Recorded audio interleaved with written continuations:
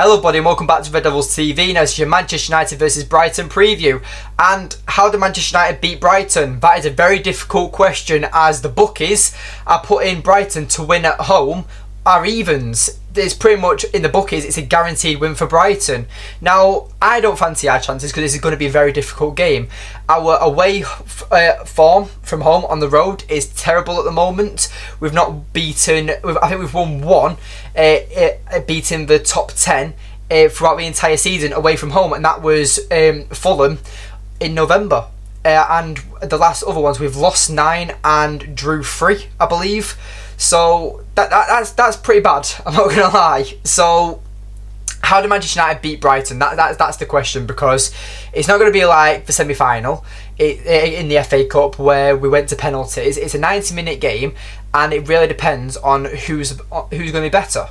And it really depends on how Erik ten Hag sets up, because I think he knows this. I think he knows that it's going to be a very difficult game, and this game is pretty much all about nailing top 4. That's my opinion. And United only need to win another 3 games to secure that top 4 spot, because Liverpool theoretically can still do it, but they have to win every single one of their games from now to the rest of the season to get 71 points. And Manchester United are just 3 wins away from getting them 71 points, or over 71 points to secure top 4.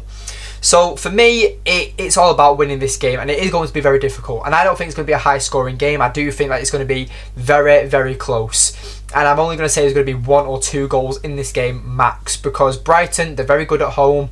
They've recently just absolutely demolished Wolves 6-0 at home, and they're doing really well at the moment. And this game is all about Zerbi getting his revenge, because Brighton this season, they've just got better and better and better, and now they've given their fans, they've given the players, they've given the staff, everyone to do with Brighton Football Club hopes for Europe, which is brilliant, because a team like Brighton deserve to be in Europe. They beat a lot of the teams that are in Europe, a lot of teams that don't belong in Europe almost. So for me, I do think that Brighton are doing very, very well this season, and they've completely changed and deserved it. We know all this because obviously it's kind of like deja vu, because we've literally, basically like less than 2 weeks ago, we've done a preview on Brighton as we played them in the FA Cup semi-final. But seeing De Zerbi in first hand, he is a brilliant manager, he's unique, and he's very dangerous in the way he sets up.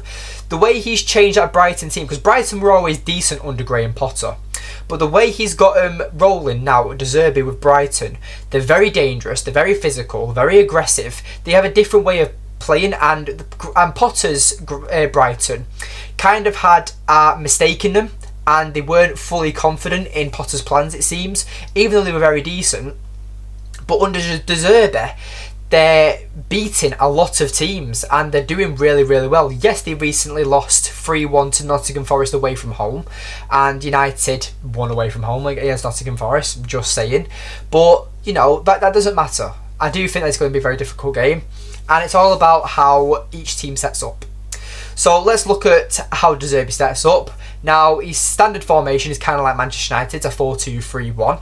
Because for me, I think that's the most balanced formation. People think the 4-4-2, some people think the 4-3-3. For me, it's the 4-2-3-1, because you've got your main striker up front, as you know. You've got your wide wingers. You've got your number of 10. Then you've got your 2 defensive or box-to-box midfielder and defensive mid. And then you've got your full-backs and centre-halves that can change it. And you know, you can push your full-backs up almost like wide midfielders and make your wingers getting in the box and be proper attackers. And that's exactly how De Zerbi likes his Brighton to play football. He plays a 2-4-4 in a build-up in formation. So when they're kicking out, when they're playing out from the back, the goalkeeper, Sanchez, or whoever it is, I think it's Steele at the moment as well, they'll pass it out from the back between Colwell and whoever, and they'll build up in possession, and they'll just pressure. And their midfield is very solid. In McAllister and Caicedo, they have a very decent midfielder. They're very decent midfield, and it's very hard to overrun. And as we know, games are won and lost in the midfield, because the midfield for me is the most important part. I played in midfield when I used to play football, and I know how much of an important role it is. You help stop attacks, and you help with defensive works, and you help create attacks as well. It depends what position you're playing in the midfield. But the midfield for me is a very important position on the pitch, as is every position. But for me, I've played in midfield. I'm quite biased because I know how hard it actually is to run that area. But I'm not on any of these guys' levels. But for me, their key player in this game is going to be Caicedo. Now, for me, Caicedo is an absolute gem. He's played just over 3,000 minutes for Brighton this season. He's on absolute fire at the moment. He causes a lot of problems during the semi-final in the FA Cup. He's a very decent player, and a player that will 100% be at a top 4 club or a top European club at some point, because Caicedo is very dangerous. The way he breaks up play, the way he's deep, he's almost a deep playmaker. He's physical, he's aggressive, he's not dirty. He's very good at sliding in, challenging aggressively and winning the ball. He's all over the place, and he's a very solid midfielder, and I would love to have him at Manchester United. But he's a Brighton player right now, and the frustrating thing is as well, Manchester United could have signed him for 5 million, but no doubt, we know this, United could have signed many youth players. We could have signed Erling Haaland, Jude Bellingham, Caicedo, like I've just said, for really cheap money. But no doubt that they're these players who are now world stars, or becoming world stars, wouldn't have the careers that they would have now. They wouldn't have had the development that they would have had, and they are absolutely brilliant. But for me, I just think that Caicedo is going to be very important for Brighton, and I'm pretty sure I know exactly how Zerbi is going to set up. He's going to set up his 4-2-3-1 formation. He's going to try and overrun Manchester United with the press, and he's going to try and hit us on the break. Danny Welbeck's in decent form. Obviously, we've just mentioned Caicedo.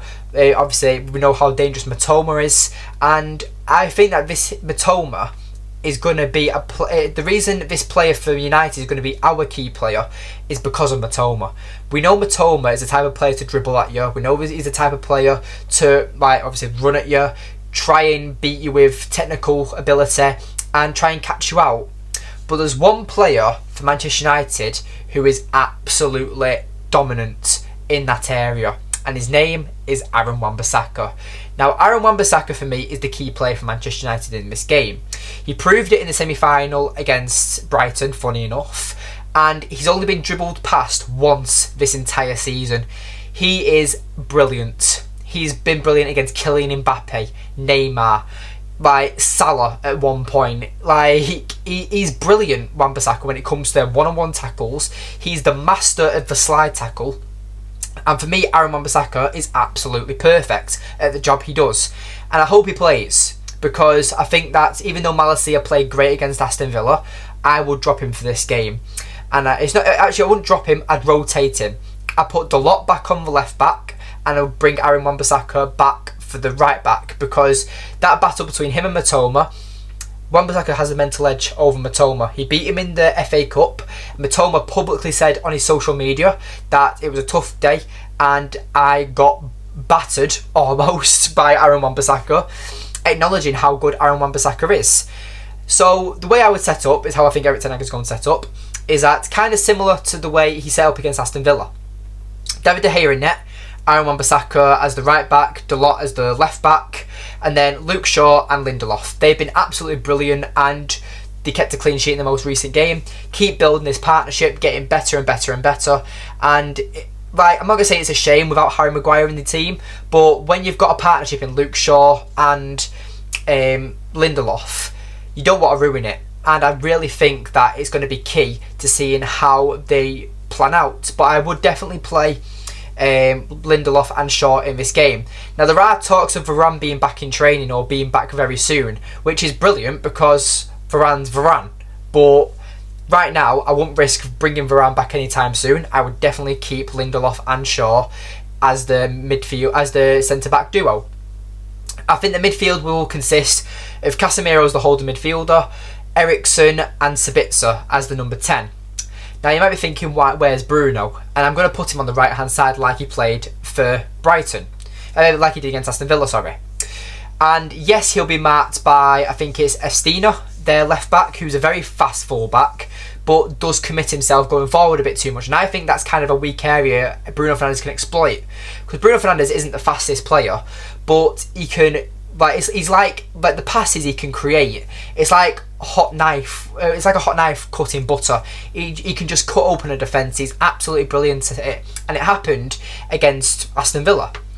I do think Bruno Fernandes is very good, and I don't really like him on the wing often, but for me, I really think that in this game, Bruno Fernandes on the right hand side is important.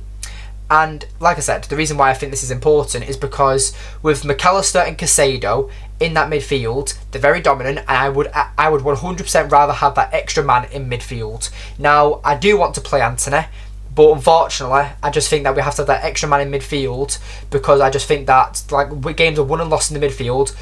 Away from home, United aren't the best at the moment, and we need that extra man in Sabitzer. So I would 100% play Sabitzer as that extra man in midfield, just to try and get the win away from home, because this game is very crucial to our season. Then finishing off, we've got Bruno on the right, Sancho on the left, and Marcus Rashford through the middle. Now, Antony, I do think is going to be an important player for us, but I do think he'll come off the bench. But if Antony does start, I'm not going to be against it. But I just think that having that extra man in midfield would actually help us out more, because of how dominant Brighton's midfield are. They've just smashed Wolves 6-0, and it is going to be a very close game. I am going to go for either 1-0 victory or 2-0 victory for Manchester United, or I do think that it could scrape a draw, and it would be 1-1. But I don't think there's more than 2 goals in this game. It's either going to be 2-0 to Manchester United, 1-0 to Manchester United, or 1-1. I don't think Brighton beat us, and I do think the best result Brighton get out of it is a draw. And that's the best result for Brighton, I think. I don't think they beat us, and I think that law of averages say that United have been crap away from home this season. We've drawn too many games, we've lost too many games, and we've not won away from home against the top side of the table since November, which was Fulham, and that was a last-minute winner by Garnacho.